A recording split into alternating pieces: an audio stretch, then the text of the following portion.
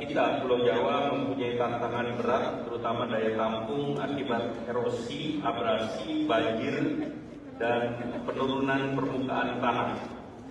Penurunan permukaan tanah di Pantura itu 1 sampai 25 cm per tahun. 1 sampai 25 cm, dan kenaikan permukaan laut 1 sampai 15 cm yang mengakibatkan rop. Jadi sebetulnya dengan itu hampir setengah meter itu dipastikan di wilayah utara, terutama Semarang itu banjir.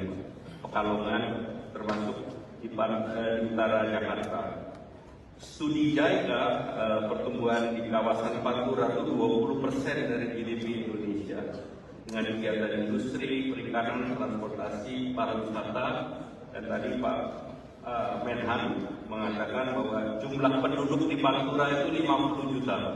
Jadi yang terdampak itu 50 juta orang. Nah, tentu tidak membahayakan saja kelangsungan ekonomi dan infrastruktur, tetapi kehidupan masyarakat. Terdapat 70 kawasan industri, Pak, di utara. Kalau datang Menteri KKP, Pak, kalau Menteri KKP datang, Menteri ATR datang, itu sudah lengkap, Pak. Urusan tanggul laut selesai, Pak. Jadi sudah bisa diketok. Nah, di 5 wilayah pertumbuhan ada 70 kawasan industri, 5 kawasan ekonomi khusus, 5 wilayah pusat pertumbuhan. Nah, ini tentunya aset ini yang kita sering sebut sebagai North Jawa Koridor Ekonomi ini akan terganggu kalau banjir rob. Nah, estimasi kerugian ekonomi diperkirakan hanya di Jakarta saja 2,1 triliun per tahun. Jadi hanya di Jakarta. Sehingga tentu nilai dalam 10 tahun bisa 10 triliun kerugiannya.